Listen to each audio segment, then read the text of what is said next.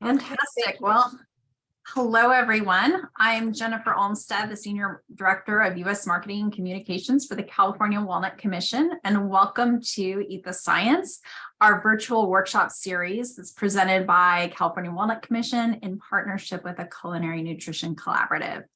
We are so excited to kick off our third Eat the Science workshop, and I see that some of you, this is your third time joining us, so thrilled to see that.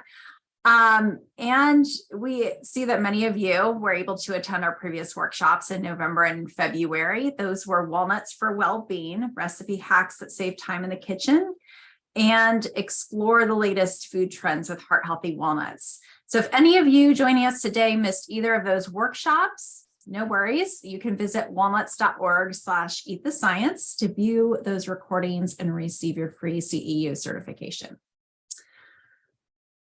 Eat the Science is designed to bring walnut research to life through culinary application, and we're thrilled to share our latest workshop titled Food for Thought, Family-Friendly Walnut Recipes and Emerging Brain Health Research.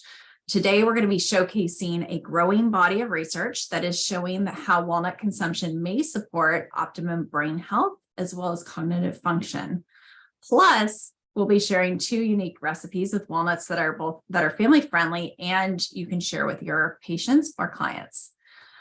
So now I'm going to introduce to you today's presenters and founders of the Culinary Nutrition Collaborative, Christy Del Coro and Jackie Topol. Christy Del Coro is a registered dietitian and culinary nutritionist who believes that the key to a sustainable, healthy lifestyle is finding joy in the kitchen. Christy holds a master's degree in clinical nutrition from New York University, as well as a culinary arts diploma from the Institute of Culinary Education. And Jackie Topol is a registered dietitian and culinary nutritionist whose mission is to help people use food as medicine to manage and reverse a variety of health conditions. Jackie holds a master's degree in clinical nutrition from New York University and has over 10 years of experience in culinary arts. Together, they co-founded CNC, which is a platform that offers culinary-focused continuing education opportunities for registered dietitians like yourselves that bring nutrition science to life in the kitchen. Their events are mostly virtual, but they may be starting to offer some in-person events in the future. They just wrapped their third annual Global Cuisine Series and will be holding their 6th annual Culinary Nutrition Conference this August. They also host webinars throughout the year, so be sure to follow them on Instagram or look out for their emails to keep you updated on upcoming events. So before we dive into today's content, I wanted to share a little bit of background on California walnuts. Walnuts are one of the oldest tree foods known to man, and they've been cultivated in California since the late 1700s. And if you've been to some of our earlier webinars, you already know that over 99% of English walnuts grown in the US come from the state of California. They are primarily grown in the Central Valley, which you can see highlighted here on this map, where there are ideal growing conditions for walnuts. We have over 4,000 growers throughout the state, many who are coming from families that have been farming for multiple generations. Walnut farming is a long-term commitment. After planting the trees, walnut trees take about 5 years to come into full production, and then they last 30 to 40 years commercially. Growers have to take great care of the land, knowing that in many cases, their children will be caring for the trees that they have planted. We harvest the crop every fall, and our last harvest yielded over 1 billion pounds of walnuts in the shell. Most of the walnuts you'll find at your grocery store are from California, but if you don't actually see that on the label, just look for something that says product of USA. And now I'll be turning the webinar over to Christy and Jackie. Thank you, Jennifer. Before we begin, we just want to share our disclosures that this workshop is funded by the California Walnut Commission and that we do not have any other active disclosures at this time. And now just to review some housekeeping. Most of you should be familiar with this right now with all of our Zooming the past couple of years, but we do just want to make sure, I want to say first and foremost that you do remain muted because we have so many of you joining us today, which is wonderful, but it's really important that we just remain muted so that we don't interrupt the recording. And as far as the CPU certificate, we do often get questions about that. You will receive an email within 24 hours with a link to a short survey in order to obtain your certificate. You will receive clear instructions on how to download it. As soon as you hit submit on your survey, you'll see a link to download it directly and immediately for you for both the recorded version and the live version. Within 1 week, we will send another email with a link to the recording and the slides so that you have access to all of this.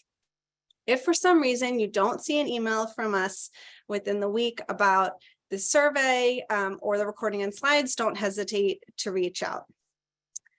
Again, please remain muted. And if you have any questions, please submit them using the chat function in Zoom, and we'll be sure to get to them at the end of the webinar. Thank you to the California Walnut Commission for sponsoring this workshop. And just like our last two workshops, we are running a fun contest today.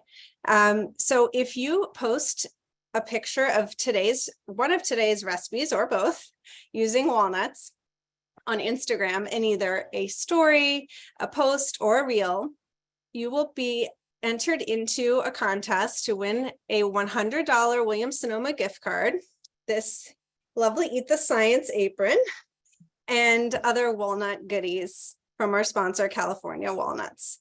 To enter, you must include the hashtag Eat the Science and tag at California Walnuts and at Culinary Nutrition Collab for a chance to win.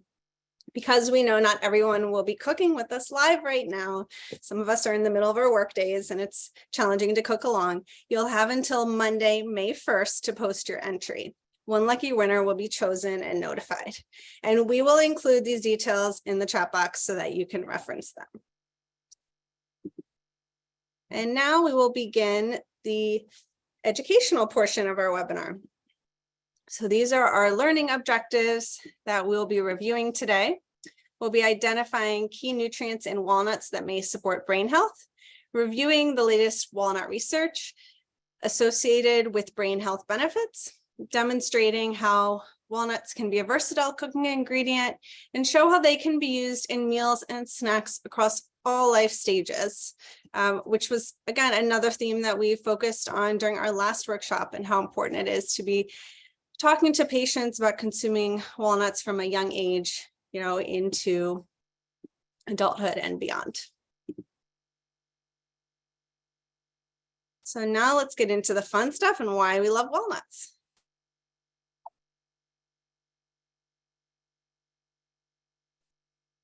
Walnuts are one of the most versatile cooking ingredients. They are versatile from a culinary standpoint. They can satisfy sweet and savory cravings and also add a boost of flavor, texture, and give us the boost of nutrition and all of those micronutrients and good fats that we're going to go over in a moment that they have to offer. They can be a unique plant-based meat alternative, which I'll be showing you when I make a walnut plant-based sausage topping for a pizza, or pair wonderfully with seasonal spring produce like asparagus, which Jackie is going to showcase in her savory crepe, salad greens, strawberries, and peaches. So they're really wonderful year-round and can be a great way to showcase seasonal ingredients as well. They are also family meal friendly, which is one of the highlights of today's webinar. Food is something that brings people of all ages together around the table. Mealtime provides the opportunity to combine food, conversation, and relationship building. And research has shown that family meals offer a wide variety of physical, social, emotional, and academic benefits. While it is true that some of these benefits can be seen in other activities, eating together is the only activity that is known to provide all of them at the same time, even if it is only one time per week. This is really something valuable that we can communicate to our audiences.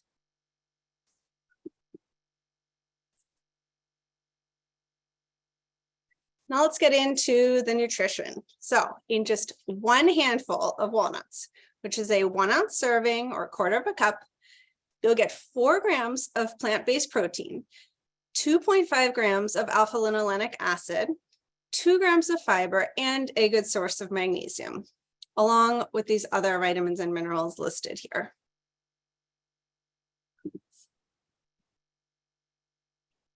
Now, every household is unique and diverse in age, gender, and overall health status. But one thing that unites everyone is the importance of brain health. And walnuts can be brain healthy too. It is no wonder they even resemble a brain. It is no secret that as we age, changes occur in all parts of our bodies, including the brain. Changes to the brain can affect cognitive function, include changes to memory, learning tests, decision-making, and more.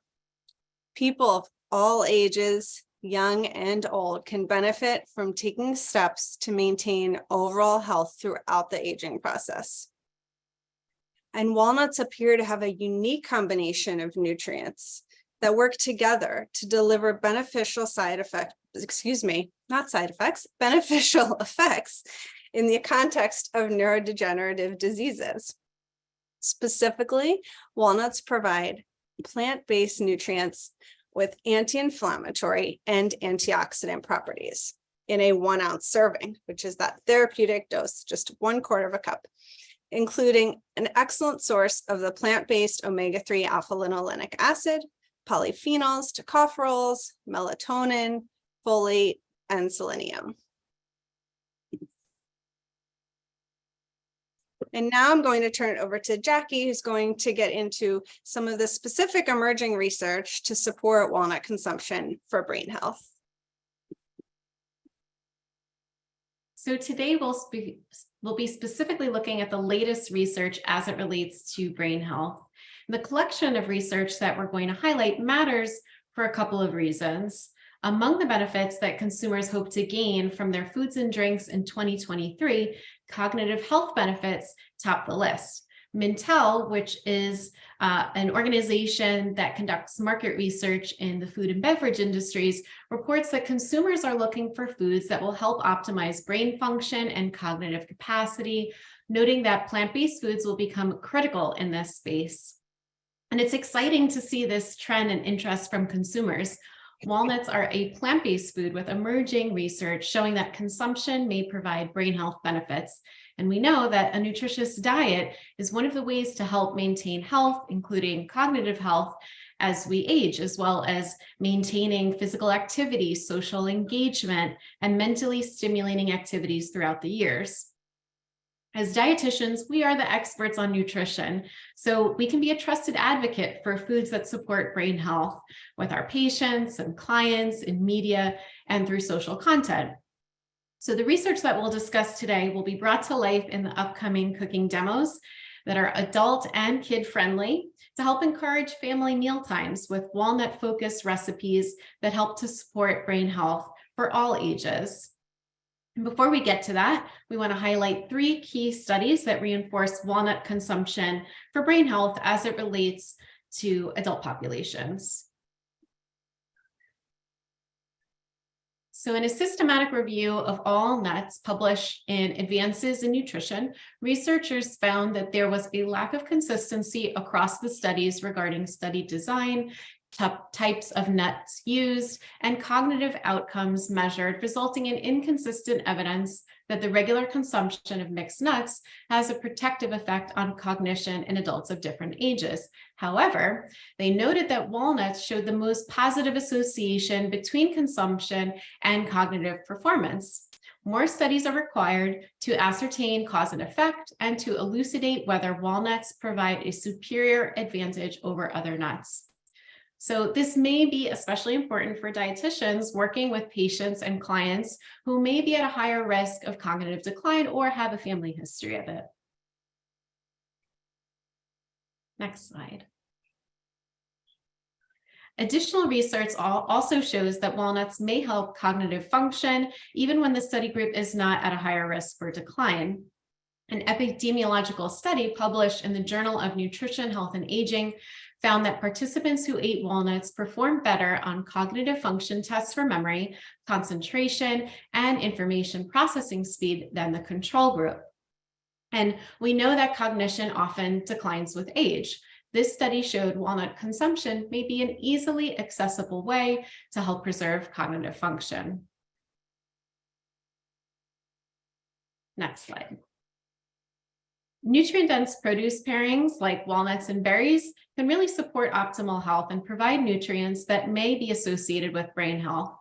Research published in the American Journal of Clinical Nutrition suggests that eating nuts like walnuts along with berries may provide beneficial effects for cognitive performance and mitigation of neurodegeneration in aging.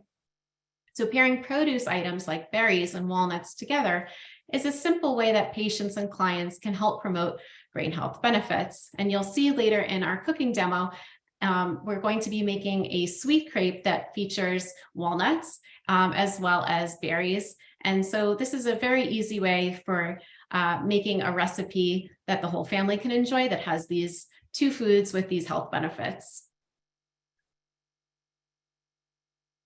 So let's get cooking and eat the science. So we just wanted to share some family photos. So on the top left, you'll see a picture of me and my two children. That's my son and my daughter. And we're making walnut flour together. So this was a good task for my son to help with. So he put the walnuts into the food processor while my daughter tried to get into it.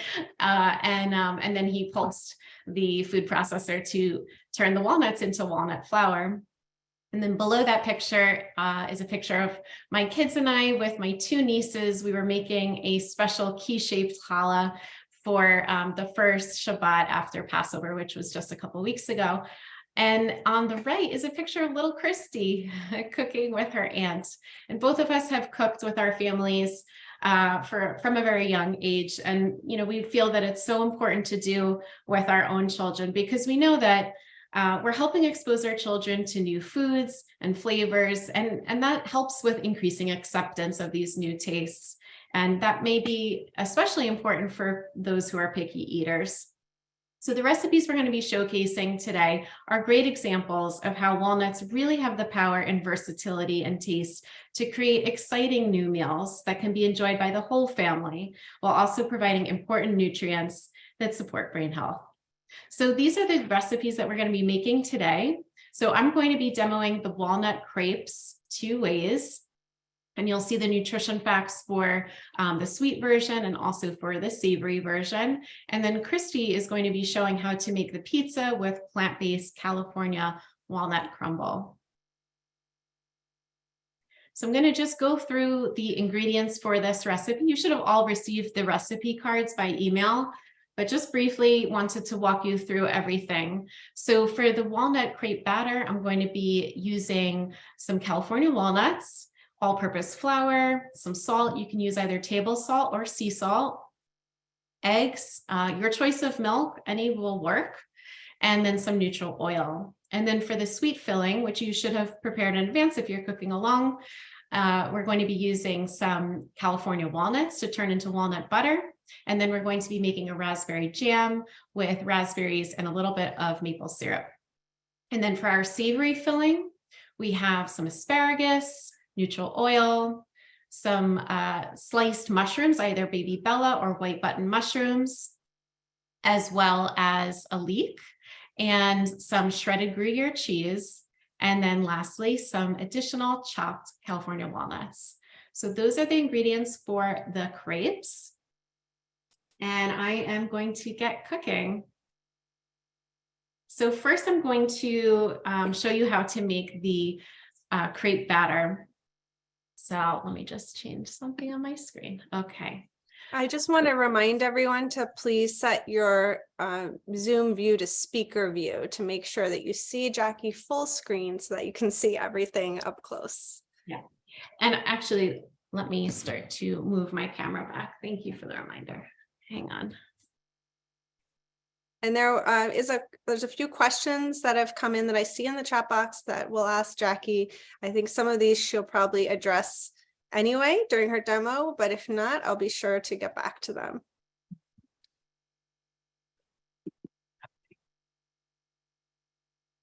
One second. There we go. Okay. All right, so the reason why we wanted to do a walnut crepe recipe is because we know that pancakes are very well accepted by kids. So crepes are super similar. They're just basically a thinner pancake.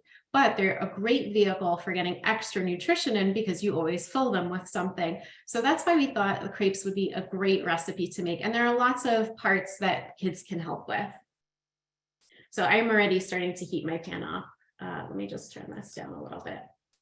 Okay, so for the walnut flour, I've already made that, but I'm just going to walk you through what to do. So it's really easy. All you have to do is take your walnuts and put it in a food processor, and then you're going to pulse it until it becomes very, very fine, almost like flour.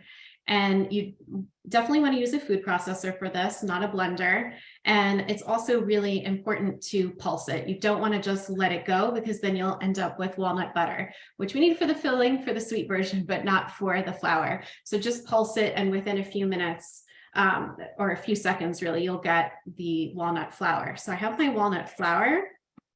This is 3 ounces, or about 3/4 of a cup. And then a 1/2 cup of all-purpose flour. Now, a traditional crepe is really just made with flour, but we're adding in the walnuts to get all of those health benefits. And we don't need to add any additional fat because we have all the healthy fats that are in the walnuts. Typically, a crepe batter would have a little bit of oil in it. So the other ingredient for our dry ingredients is just a little bit of salt. And this really just helps balance the flavors. So we're just going to give that a quick mix.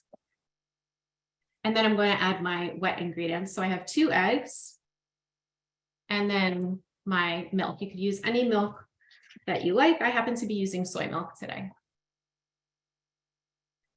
So let's give that a whisk, and I'm going to turn my pan on. I have 2 teaspoons of oil already in the pan. You want to use a neutral oil, because if you use something strong like olive oil, for example, it will affect the flavor of the crepe, and we want it to just be very neutral in flavor. So we're going to use something like grapeseed oil or avocado oil, and that's what I'm using in mine.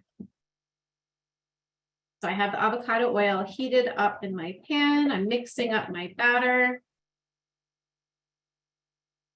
And now it's well mixed. And I just want to show you, so I'm going to be using a 1/4 cup to get a nice amount in my pan. Swirling around the oil to make sure my pan is well coated. So for a 1/4 cup, you'll get a really nice size. And I want to just show you the consistency. It's quite thin, and that's what you want from your crepe batter. So let me just let this heat up just a little bit more, and then we'll get going. I'm going to walk you through the ingredients that we're going to use in the savory filling, which I've already prepared in advance. So I have some cooked leeks and some baby bella mushrooms that I sauteed for a few minutes, also using a neutral oil. And then I have my blanched asparagus. If you're not familiar with the term blanch, what it means is basically you're putting your vegetables in a big pot of boiling water for just a minute or 2, and then you immediately transfer it to an ice bath, which is just a bowl filled with water and ice. And what that does is it shocks the asparagus and really locks in the color and also the nutrition. So this has already been blanched. I have my shredded Gruyere cheese, but you could absolutely use another cheese like mozzarella or Swiss. That would be great too. And then some chopped walnuts, which I'm going to top it with. Okay, my pan should be good now. So I'm going to put my batter in. I still like it a little hotter. Jackie, while you're doing that, there was a question about whether or not you could use whole wheat flour instead of all-purpose flour. That should work.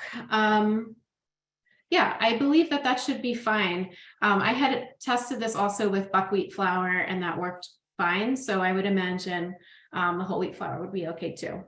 The only substitution I would say may not work is if you swap an egg out for something like a flax egg. You really need that binding for it to hold together. So I'm not sure that a flax egg would work for it. That was someone else's question, so you read their mind. Yeah. Okay, so I'm going to put the batter in the pan, and you're just going to swirl it around so that you get it to about 6 inches that you want. That's what you want to aim for. And we're going to cook that until it gets heated through. And once it's starting to bubble a little bit on the edges, then you know it's ready to flip. So I'm going to actually start with the savory crepe today, and then I'll do the sweet filling later. Because for the savory crepe, you want the cheese to melt a little bit. And so I want my crepe to be nice and warm. For the sweet crepe, it's okay if the crepe has cooled down a little bit and then you spread your walnut butter and the sauce on it. That's totally fine. But for the best effect, you want the crepe to be on the warm side, and that'll help the cheese melt really nicely. All right, so my edges are starting to bubble a little bit. You can check it. Oh, good. Looks good. I'm going to give it just another second. And this is like a good task also for an older child to maybe help with. Like an older child could definitely put the batter in the pan. And if you feel comfortable, maybe stand at the stove with you. They could certainly mix this batter up. That's fun. Kids love doing that too. All right, I'm going to give this a flip. Let's see. It's looking good. Just one more second and we're good. All right. So there is my crepe. Anyone cooking along, I just want to reassure you, because this can happen. Sometimes the first crepe doesn't always work out. Thankfully, this one did. But sometimes the first crepe is a flop, just like with pancakes. Sometimes the first pancake is a flop, and that's okay. Don't get discouraged. Sometimes maybe your pan isn't hot enough. Maybe you didn't get the oil in every nook and cranny of your pan. So just try it again. Usually the second one will be just fine. So don't worry if it doesn't work. All right, so I'm just going to get my cheese on here now so it will start to melt. And we can also put in our asparagus. So you can do 1 or 2 spears of the blanched asparagus. And then I'm going to use some of my mushrooms and my leeks. And now my cheese is just about melted. So I can take it off the pan and transfer it to a plate. Because the residual heat is going to melt the rest of it, especially when I fold it. So I'm going to take the whole thing off. Hang on, let me just make a little room.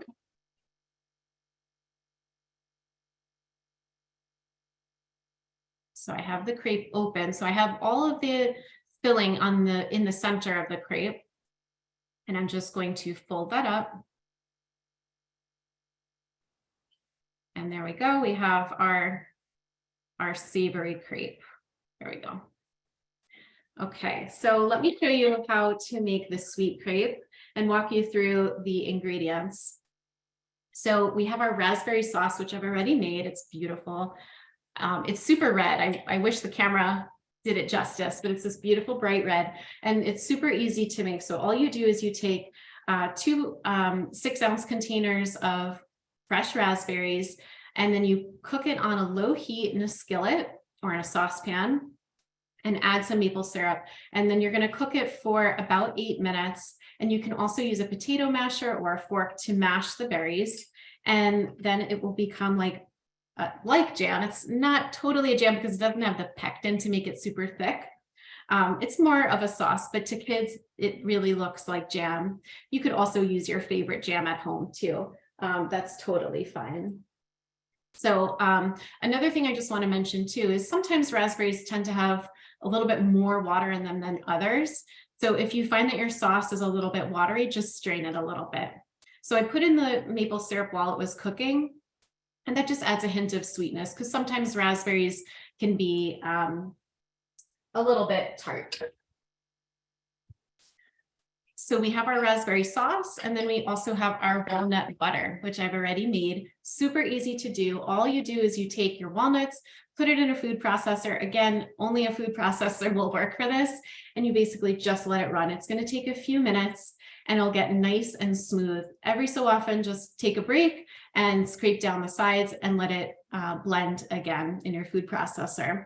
I also added just a little bit of maple syrup to the walnut butter, 1.5 tablespoons to that. And again, just gives it a little extra flavor. You could use some vanilla extract or a dash of cinnamon if you wanted to boost the flavor, or you could omit the maple syrup altogether if you preferred. That's definitely fine. If you find that your food processor is maybe a little older, maybe the blade is a little bit dull, you could certainly use a little bit of neutral oil, either something like grapeseed oil or avocado oil, and that will help get the walnut butter nice and smooth. So I already have a crepe here, and I already spread my walnut butter on top, just for the sake of time. And then I'm going to add my raspberry sauce and just fold it up, and that's it. And that is our sweet crepe here. And what's wonderful about this recipe is that both the savory and the sweet version have approximately 1 ounce of walnuts in each crepe serving. So you're getting all of those health benefits that we spoke about before. So Christy, if you can pull up some of the other tips that I wanted to share. So you can absolutely use fresh blueberries or frozen wild blueberries in place of raspberries if you don't have them. And you can also, like I said before, you can just use your own jam or jelly if you didn't want to make the raspberry jam yourself. And another suggestion is to make a double batch. If you're going to freeze them, definitely use some wax paper or parchment paper between them, just so they don't stick together when they're in the freezer. You can also get creative with the fillings. These are just 2 ideas. You can certainly switch them up based on the season. I have a couple of ideas here. And if you're tight on time, you can absolutely buy walnut flour. You can find it online and in specialty grocery stores, and same for walnut butter. That's also available online and at specialty stores. And one other fun way to make the crepes for kids is you can make it in pinwheel form. So what you would do is you would put the filling on one side of the crepe, and then you would start to roll it and then cut it the short way. And then you have a pinwheel shape, which is really fun for kids. So I hope you enjoy this recipe, and I will pass things back to Christy. Great. And before I get started, there was just a question in the chat about the walnut butter and how long it lasts and how to store it. Yeah, I mean, the fridge is the best. Normally, nut butters, I would say, typically don't need to be stored in the fridge, but for the walnut nut butter, since it's a little less shelf stable, I would store that in the fridge. And I don't think it will last very long because it's so delicious. You're going to be going right through it, but it would last quite a while. I mean, I would say maybe Jennifer has some statistics on how long, I don't know if it's been tested, how long walnut butter will last in the fridge, but if it's in the fridge, I don't anticipate it going bad anytime soon. Yeah, definitely. And just to show you, this is the amount of walnut butter that you get from the amount that I have in the recipe. So it makes a nice amount, but you'll go through it pretty fast. Okay, now we'll keep going for the sake of time. So let me just spotlight myself now. And if you guys could go ahead, if you're cooking along, go ahead and preheat your oven to as high as it goes, 500 degrees or whatever your pizza dough instructions, if you bought store-bought pizza, whatever they say. I'm going to go through this recipe with you. So for those of you who maybe joined us in our last workshop, I demonstrated plant-based walnut meatballs. So this is a similar technique, but we're combining walnuts and canned beans, cannellini beans. So you're going to see it comes into a similar mixture, but we're using the seasonings that you would find in a traditional Italian sausage to really bring this together for our pizza topping. So we'll start with a cup of walnuts and half a cup of cannellini beans, and then add our other seasonings. So I'm going to just go through this with you now. We are using the red sauce version today. That's what I'm demonstrating. So you'll see there's pesto in this ingredient list. I'm not going to be demonstrating that today, but you can certainly make this with a pesto, even a walnut pesto, if you make it for your family. So go ahead and preheat your oven if you're cooking along. Okay, so I'm going to start with my food processor bowl here, and I have 1 cup of walnuts,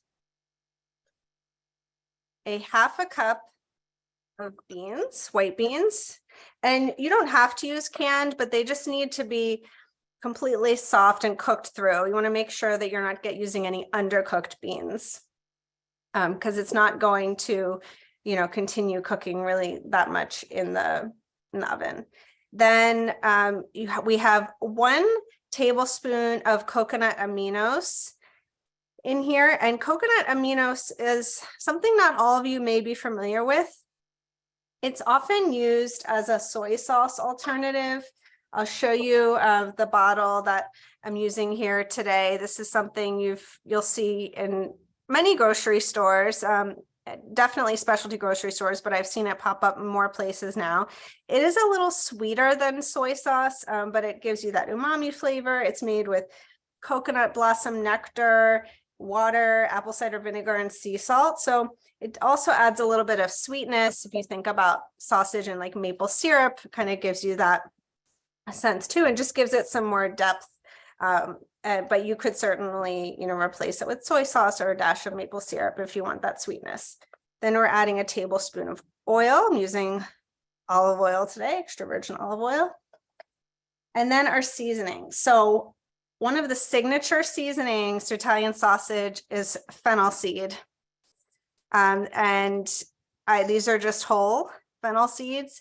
You could certainly toast them in advance if you want even more flavor, but these are just regular fennel seeds that I'm adding to the food processor. There's 2 teaspoons of those, 2 teaspoons of Italian seasoning. To give it that, again, more of that Italian flair. And then I have 1 teaspoon each of onion powder and garlic powder. 1 teaspoon of smoked paprika to give it the smokiness. And then a 1/4 teaspoon of celery salt. And you'll notice I didn't add any extra salt to this. So normally we would always add salt to everything, but the coconut aminos has some salt, and then the celery salt has some salt, and then you're going to get cheese, obviously, on the pizza, and sauce. So you have plenty of salt flavor and sodium flavoring in the recipe overall. So now I'm going to just go behind me and pulse this a few times in the food processor, and then I'll show you what it looks like and how it comes together into a sausage mixture.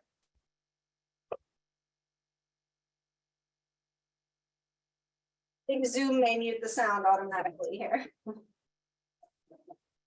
And Christy, somebody had a question of why you would use coconut aminos instead of soy sauce. I believe this was designed to really have a little bit of that sweetness. It's just, this was a recipe that's actually from the California Walnut Commission. So this recipe was, it was not written by me personally, so I can't say the exact reason that it was used in this recipe instead of soy sauce, but it is very allergen friendly. And in terms of being soy free and gluten free, we're not using a gluten-free crust today, so I'm not going to say that the entire recipe is gluten-free, but if you were to use a gluten-free crust, you could certainly do that to make this a gluten-free recipe. I know someone's saying my crust isn't gluten-free. You're right. So my crust is not gluten-free, but you could certainly make this with a gluten-free crust, and then the entire recipe would be gluten-free. But it really does have a great flavor. And like I said, it adds that sweetness and umami and saltiness combination. So it's a fun ingredient to work with. Let me show you what it looks like.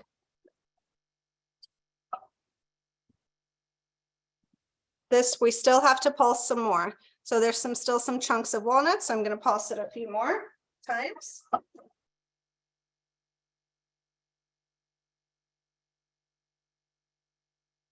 Jackie, let me know if there's another question. Someone asked if there's a difference in sodium content between coconut aminos and soy sauce. I believe there's a slight difference and coconut aminos is lower, right, Christy? Yeah, I'll look at the bottle just to be certain.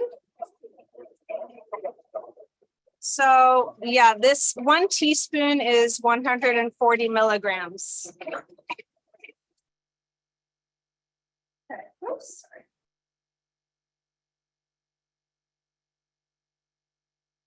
Okay, so we can see how it starts to come together and really turn into kind of paste-like texture and a ball.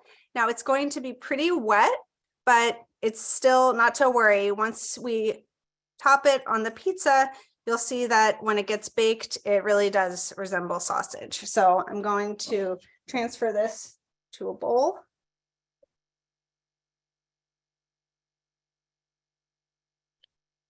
And then we'll get our pizza ready. So I love these, this is all about family-friendly meals, and there's nothing more relatable than pizza.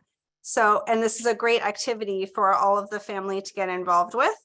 So these are little sheet trays that I've covered this with foil because we're cooking it at such a high temp. You could also use parchment, but just look at the parchment that you're using. Sometimes if you're cooking at a really, really high temperature, it's better to use foil instead of parchment because you don't want it to catch on fire in the oven.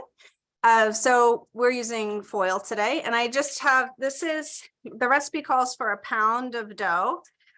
This is 1/4 of that. And I've just stretched it out already so that it's ready to go. You could certainly get ones that are pre-formed. And this is a nice personal size. You can line these up for everyone in your family, and kids can get involved, and then everyone adds their own toppings. So this is 3 tablespoons of a red sauce, just a regular pizza sauce.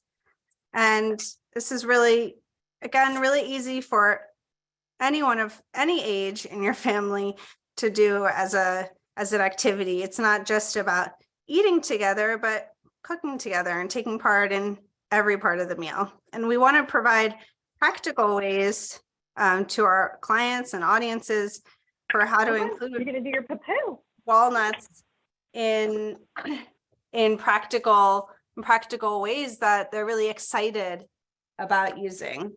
So now I'm going to top this with some shredded mozzarella cheese. And we're going to add more cheese when it comes out of the oven. Christy, another question came in. How well would Worcestershire sauce work as a substitute That's for a good idea. aminos or soy sauce? Yeah, that's a good idea. It's very salty. You wouldn't get any of that sweetness. So that would be the main difference. So I forgot to, I usually like to wet my hands with some water so it doesn't stick. So we have our topping here, our sausage crumble, and you just put it on top. And honestly, my kids, I have a 5-year-old and a 7-year-old, and when they heard what I was making, I don't think they really believed that it was going to taste like sausage, and then they devoured it. So it's amazing what a difference the spices make to resemble the traditional version.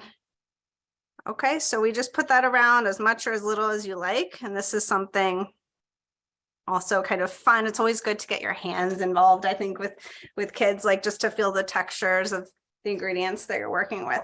Oh, Christy, I'm sorry to interrupt. This is a good question. What size sheet pan for 1/4 pound of dough? And you're using a 1/4 sheet pan, right?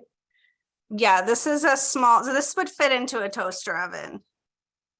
So this is the size of my computer. Great size, for each family member, they could make their own pizza in that size. So you could do some with pesto and some with red sauce. Some you could do half sausage, half plain. So now I'll do this is gonna pretend cook for 8 minutes. And you want to put it in the middle rack of your oven so that it cooks evenly. And different doughs may cook for different times. So This, if you have a thicker dough, it may take a little bit longer. You could always oil the edge of the dough too for some more browning. So then this one has already been finished. And this is more, it's like an oval oblong shape here. So you see how it really, the sausage browns and it loses some of that moisture, and it really resembles sausage and tastes exactly like sausage too. It's delicious and smells so good. So now we're going to top this with some shaved Parmesan cheese and some fresh basil. Let's do some of these cute little leaves here. Are there any other questions while I do this? And then I'll go toward this slide. Becky asked if you can show the texture of the sausage, the cooked sausage. And Janet asked, can you freeze the leftover sausage? Yes, I will definitely get to that in my tips. Absolutely. Make extra and freeze it. And you can form, I'll pull up the recipe tips in a moment, but you can form these into little meatballs for meatball toppings, or you could make them into sausage patties. So let me just take one off of here so you see the cooked. Can you get a good look at that? So let me transfer this to a board, and I'm going to pull up, while I do that, I'm going to pull up the recipe tips.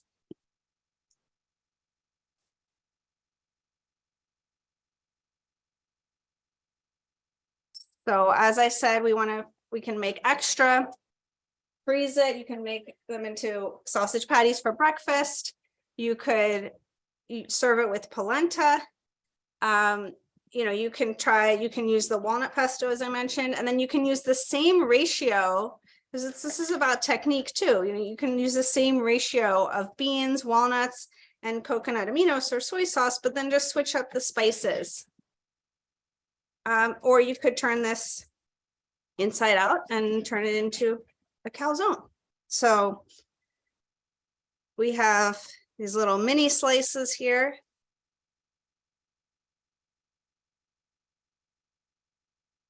And there's our pizza. Everyone can get a good look at that. So now we really, as I mentioned, it's important to not just know the science and know these recipes, but how do we communicate this to our audiences? We need to really make this approachable and relatable. So something that you can review with your clients or to prep once, use twice, like we just talked about. Make a family dinner with the pizza and the walnut crumble, and then use the leftover mix to make a walnut bolognese the next night. Pairing powerful produce together. Everyone in the chat box, let me know if you already know that walnuts are a produce item. This is a fun fact you may take away with you. Walnuts are not just found in the baking aisle, but they're also found in the produce department.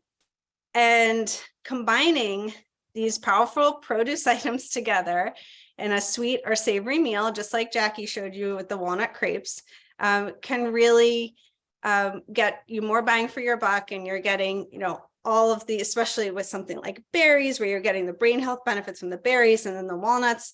So it's another way to increase produce consumption with an increased fruit and vegetable consumption by pairing them with walnuts, another produce item, and really just thinking of them a little bit differently and thinking of them as, this fresh produce item when you shop for your fruits and vegetables. And lastly, purchase once and use all week.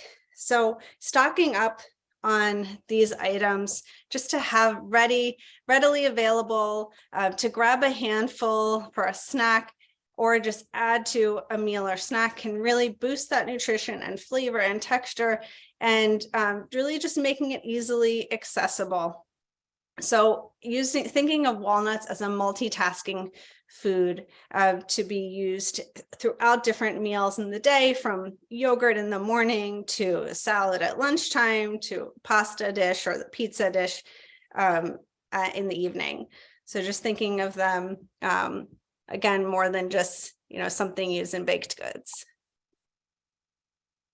And then Jackie, I'm going to turn it back to you so that you can just go over the resources, and then we'll have a few minutes of Q&A.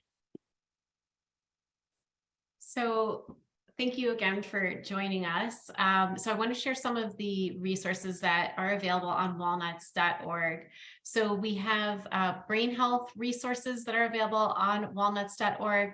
There's a wonderful research summary on walnuts and cognitive health. And then there are blog posts that are focused on cognitive health and healthy aging. So lots of great information there. And on the next slide, there's also lots of other inspiring walnut content on walnuts.org. There's recipes. You can find that at walnuts.org/recipes. And there's excellent resources for health professionals, which you can find on walnuts.org/health-professional. So we'll now take some Q&A, but before we get into that, I just wanted to say that definitely stay tuned for updates on additional Eat the Science workshops where culinary, innovation, and science come together. And since you registered, you're now on our mailing list, as well as the mailing list for California Walnuts, if you opted in. So you'll be kept up to date about upcoming workshops. And if you missed previous workshops, head to the Eat the Science landing page to view the recordings at walnuts.org/eat-the-science. So thank you again so much for joining us, and we'll take some Q&A now.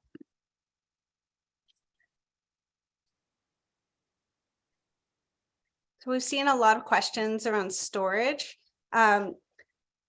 Because of those good oils, the alpha linolenic acid that they have, they are best stored in the refrigerator or the freezer for extended shelf life. So if you're storing walnuts for months, I would say put them in the freezer. If it's something, for weeks, you're using them daily, then keep them in the refrigerator. And, both, they won't lose their flavor in the freezer. They still taste delicious. And then if you want to toast them for extra flavor, just do that right before consuming them. So pull them out of the freezer and then toast them before using them for the same day. Are there any other questions? There was a question about when are walnuts like the freshest? And Jennifer, I'll toss that to you if you want to answer that. Sure, happy to jump in on that. So you will find that, fresh crop walnuts tend to hit the grocery stores right around the holidays, which is one of our highest consumption periods. You can also find the freshest walnuts at stores that go through a lot of volume and nuts. So those would be my top two tips. And then be sure to, of course, when you open them, store them properly. Yeah, I keep mine in the freezer just because I have a little more room there, and they stay for a long time, which is great. There's a question. Someone said her pizza crust requires a lower temperature. Does it need to be higher to cook the sausage? So what I would do is cook what you need to do for the pizza crust. And then, there's nothing in terms of food safety you need to be concerned about for the sausage. But if you want to get that golden brown look to it and texture, then you can turn it up a little bit at the end or put it on broil for just a moment. But you want to make sure that your crust is cooked, because otherwise, no one wants to eat undercooked crust, even if the sausage is and cooked topping. So say prioritize cooking your crust. You could also par cook your crust and then add the walnut sausage, the last 10 minutes. So, because you don't want it to dry out too much and be in there for too long, but it's pretty forgiving because of the fat, the natural oils that are in the walnuts. And I think there was another question, and I would say, with in terms of kids and everything, I'm just adding this, like, I don't like to trick my kids into eating things that like I don't sneak nutrition in or anything like that. But I think, you know, sometimes they may have like preconceived notions of how certain things taste. So to really like get them involved with just, you know, topping the pizza and smelling it and like understanding how it actually does have like some familiar ingredients in it and flavors can really make them like more open-minded, and not just kids, adults too, instead of just serving and saying like, hey, I mean, this, you know, walnut sausage, someone might not be familiar with it. So just kind of getting them involved in that process. And it's, I don't know, that's what I found to be most exposure effective. is key, right? It sometimes takes many times of trying and, you know, introducing your child to an ingredient that's new to them for them to then maybe be open to trying it. So we don't want to be pushy, but exposure is really the key. I think that's really important to communicate to our patients. But once you smell this cooking in the oven, yeah, it won't take much convincing because it is delicious. And I just want to go through this. We want to finish on time just to make sure we didn't. Oh, what's the best method for toasting walnuts? So you can toast them in a pan or in the oven. You can toast them. Don't make sure the heat's not too high because then they'll burn. So you could toast them at like 325. You don't need any oil, just a dry stainless steel pan. You can put, or a sheet tray. And in the oven, you'll get some more even browning. In a pan, sometimes the parts of the nut that come in contact with the pan may get a little bit darker, but you know, you just have to keep an eye on it. And I would say, you know, you'll start to smell when they're done. You've got to use your senses with cooking. So don't just think about like the timer goes off and they're done. Just pay attention. You'll start to smell the aroma and see that they start to turn a little bit darker. You know, maybe check them around 10 minutes if you're doing it at 325 and shake them up, and then you can leave them in a little longer if you need to. And then someone asked if that would be beneficial for the walnut butter, you know, to toast the walnuts first or for the walnut flour. I think if you're using it right away, you're sure. But I believe Jennifer shared some information last time that it's actually not recommended to toast them and then leave them, you know, for long periods of time. So it's best to toast them right before you're consuming them. So it's, if you're going to use it right away and consume them right away, then I think that certainly would be great, be delicious. Great. Somebody asked where the recipes are. You should have all received them by email from us, but in the event that you didn't, you can find them on the walnuts.org website, and absolutely feel free to email us if you'd like to receive them or have any other additional questions. Our email is info@culinarynutritioncollaborative.com. Thank you so much for joining us today. Yes, thanks. Sorry, I just see one last question I want to address before we sign off. Could we pre-cook the meatballs at a higher temp and then add to the crust? Yes, you could do that. You just, you know, if you say like the cheese is melted, you just want to make sure everything is hot. Like this has been sitting for a little bit so that the cheese isn't like as oozing out as much as it is when it comes out of the oven. You want to make sure that everything's the temperature you want it, but otherwise there's no problem to pre-cook them. And you know, definitely batch cook, like especially in a food processor where you can make a lot at once and then put it in the freezer and defrost it in the fridge raw, like uncooked, and then defrost them in the fridge before you pop them in the oven. All right, we're going to sign off now, and we hope everyone enjoys the rest of your day. Thank you for joining us. Thanks, everyone.